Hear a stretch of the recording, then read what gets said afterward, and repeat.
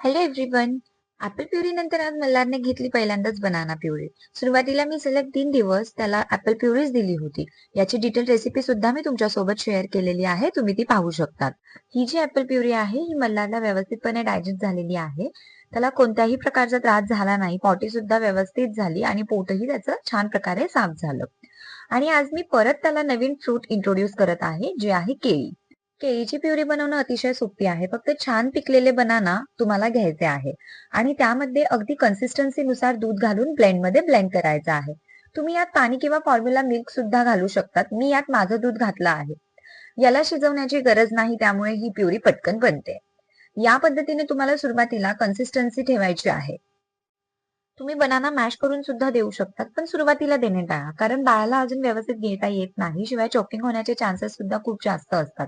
त्यामुळे अशी smooth puree बाळाला पहिल्यांदा देणे गरजेचे आहे. तुम्ही बघू शकतात मल्हार ही जी काही बनाना प्युरी आहे ती खूप छान प्रकारे एन्जॉय करत आहे. ऍपलच्या मानाने त्याने बनाना प्युरी फार छान पद्धतीने घेतली आहे. बनाना हे बाळाच्या वजन वाढीसाठी खूप जास्त महत्वाचे आहे. शिवाय यामध्ये भरपूर असं पोटॅशियम आहे, खूप सारे न्यूट्रिएंट्स आहे. त्यामुळे बाळाला बनाना देणे गरजेचे आहे. बनानामुळे बाळाला सर्दी होत नाही, पण बाळाला ऑलरेडी सर्दी असेल तर त्यावेळी तुम्हाला बाळाला बनाना देणे अवॉइड करायचं आहे. कारण सर्दीमुळे कफ वाढण्याची शक्यता असते.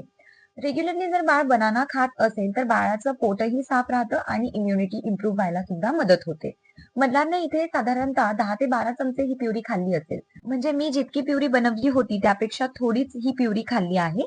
माझं नेहमी तुम्हाला हेच सजेशन असेल पॅरेंट्स, की बाळ जोपर्यंत आ करतोय तोपर्यंतच बाळाला भरवायचं आहे. बाळाने आ करणं बंद केलं की तिथे समजायचं की बाळाचं पोट भरलं आहे, सो फोर्सफुली तुम्हाला फीड करायचं नाहीये.